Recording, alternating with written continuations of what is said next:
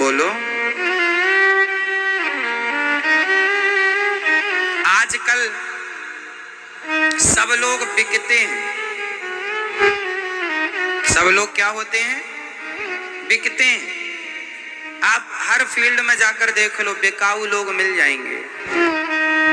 क्यों मेरी मां? आज तो सब बिकता है साहब, सब बिकता है। लोग गवाहों को पैसा देकर खरीद लेते हैं, लोग एडवोकेट खरीद लेते हैं, लोग जज खरीद लेते हैं, लोग डॉक्टर खरीद लेते हैं। हाँ या ना? सब बिकता है यहाँ।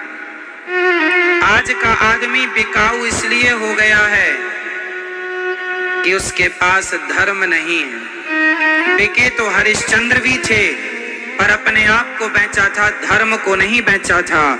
आजकल का आदमी धर्म को बेच रहा है, अपने आप को बेचा था, धर्म को नहीं। और आज का आदमी का जब अंत आएगा, आज के युग में, अभी कलयुग को केवल 5,500 साल हुए हैं और कलयुग की टोटल आयु है 4,32,000 वर्ष। कलयुग की टोटल एज कितनी है? 4,32,000 वर्ष, जिसमें अभी केवल 5,500 साल गए हैं। बहुत बचा है, बहुत बाकी है अभी कलयुग। कलयुग का जब अपने चरम में आएगा, तब आदमी को मार कर खाएगा। अभी आप लोग मछली मारते हैं, अभी आप लोग बकरा बकरी खाते हैं। कलयुग का जब चरम सीमा आएगी, इंसानों को इंसान पकड़कर जिंदा चबा जाएगा। कलयुग का जब अंत आएगा, कलयुग जब अपने पीक पर होगा, तब यहाँ पर जब आज के समय पर बेटा अपनी माँ को घर से निकाल देता है, आज के युग में, आज के समय, तो कलयुग जब और बढ़ेगा तब फिर क्या होगा?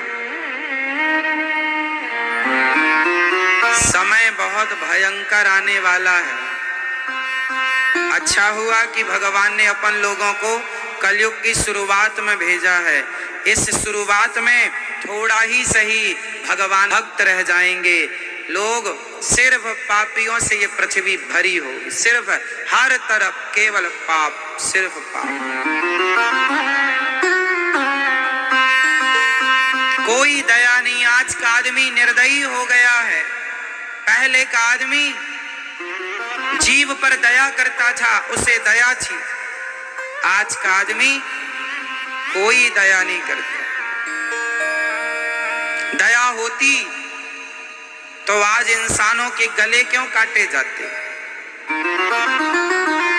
है ना? अभी आपने सुना ना कि लोगों को गले काटे गए, जीवित बच्चों के, जीवित व्यक्ति के गले काट दिए गए, जिंदा मार दिया गया, सिर कलम कर दिया गया। ये क्या है? आपको नहीं लगता कि इंसान जब किसी का गला, एक आदमी जब एक आदमी को जिंदा उसका गला काट रहा हो, तो बताइए क्या उस आदमी के अंदर दया है जो गला काट रहा है? नहीं। जो लोग मांस खाते हैं, जो बकरे को मारते हैं, मुर्गी मारते हैं, मछली मारते हैं, क्या आप कह सकते हैं कि इन लोगों के अंदर दया है? बोलो। आप खाते हैं मांस कभी कभी? तो बताइए, मांस खाने वालों को आप कह सकते हैं कि इनके अंदर दया है? नहीं साहब। कहने को तो मैं कह दूं कि मैं प्रधानमंत्री हूं, कह देने से क्या है? आप कहने के लिए स्वतंत्र, आप कह दीजिए कि मैं बड़ा दयालु हूं। कह देने से दया नहीं होती साहब।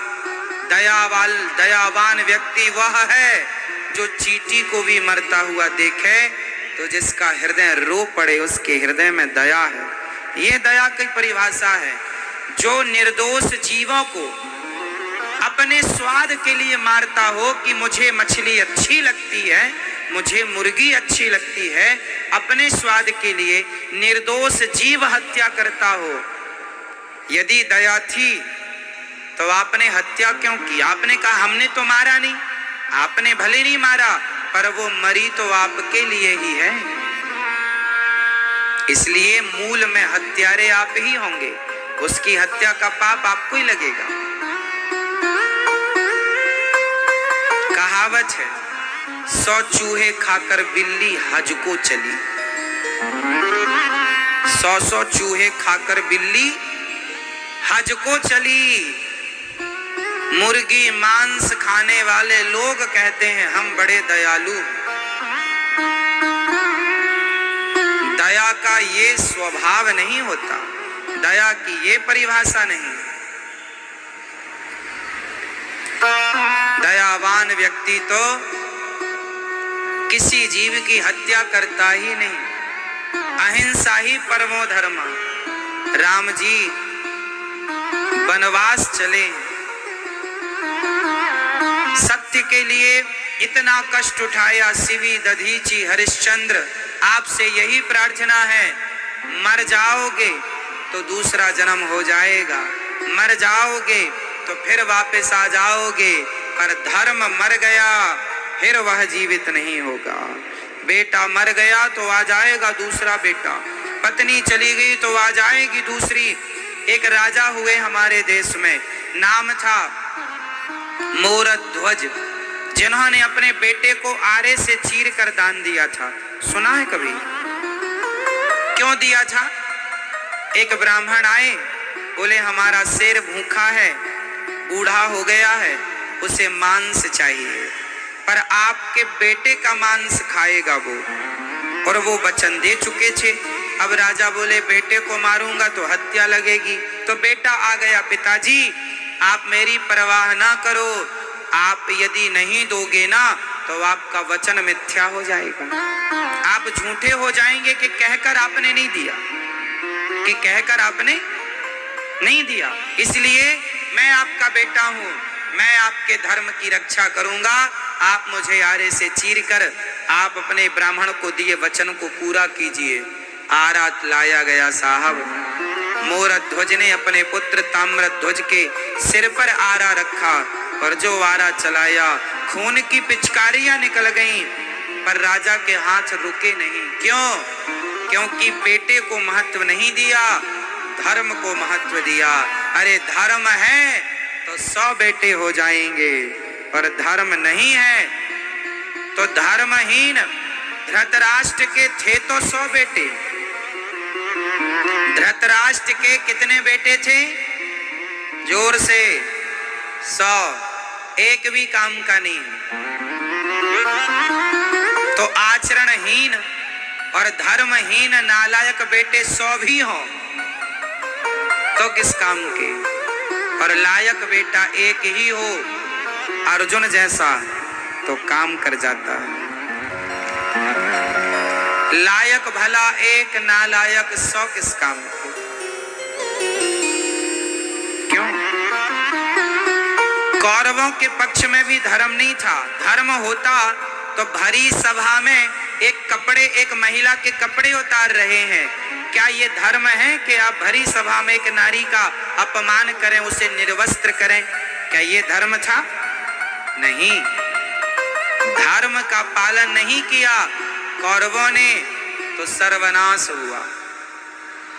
धर्म का पालन नहीं किया रावण ने, क्या एक नारी को उसके पति के अनुपस्थिति में उठाकर चोरों की तरह किसी की पत्नी को आप ले आए? क्या ये धर्म था? धर्म का पालन नहीं किया रावण ने, सर्वनाश हुआ। धर्म का पालन नहीं किया कौरवों ने, सर्वनाश हुआ। धर्म का पालन नहीं करोगे आप तो आपका भी सर्वनाश होगा, और धर्म का पालन करोगे तो घर घर पूजे जाओगे, आपकी जय जयकार होगी। हरिश्चंद्र बनकर, शिवी बनकर, मोरध्वज बनकर, ध्रुव, प्रहलाद और राम बनकर पूजोगे यदि धर्म का पालन किया तो। और धर्म को नहीं समझा तो परिणाम सामने। इसलिए प्राण जाए पर धर्म न जाए, प्राण जाए पर धर्मो रक्षति रक्षिता। बताइए आपकी कीमत किससे? आपका वजन यदि 75 किलो है, 80 किलो है, आप 80 किलो के आदमी हो, 70 किलो के आदमी हो, 90 किलो के आदमी हो, बताओ आपकी कीमत किससे है? आपके शरीर से या आपके धर्म से? धर्म मीन्स संस्कार। आप बहुत पैसे वाले हैं लेकिन आपने 2 नंबर का भ्रष्ट। बताइए क्या सत्य बोलना अधर्म हो सकता है? बोलो हाँ या ना?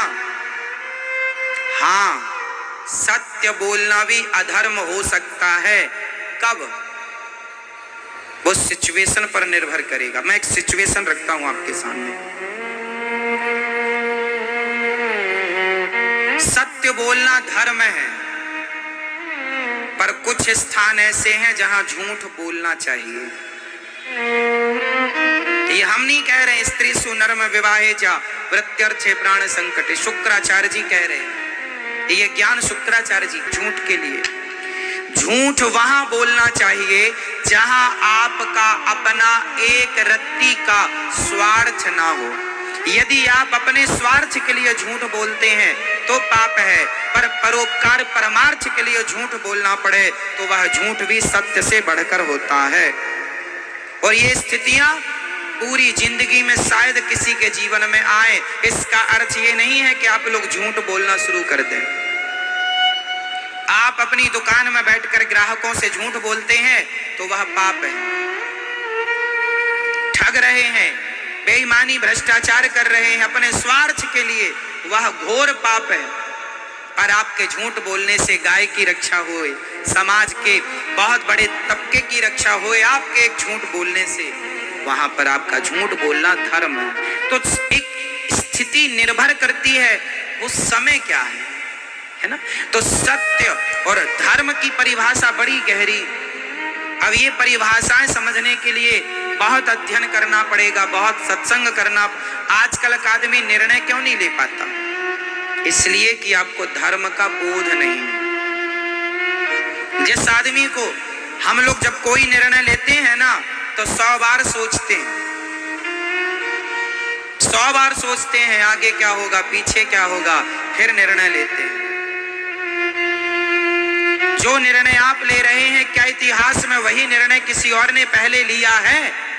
यदि लिया है तो उसका परिणाम क्या होगा, उस परिणाम पर दृष्टि जरूर डालना चाहिए। जैसे आज की लड़कियां किसी लड़के लड़की को लेकर भाग जाती हैं, ये वर्तमान में तो भाग गई, इन्होंने अपने भविष्य पर कभी नजर नहीं रखी कि इसका परिणाम क्या होगा। काश सोच लिया होता ठंडे दिमाग से कि जो आप कर रहे हैं वो सही है या गलत। आप जो बेईमानी कर रहे हैं, ठगी कर रहे हैं, भ्रष्टाचार कर रहे हैं, जरा से स्वार्थ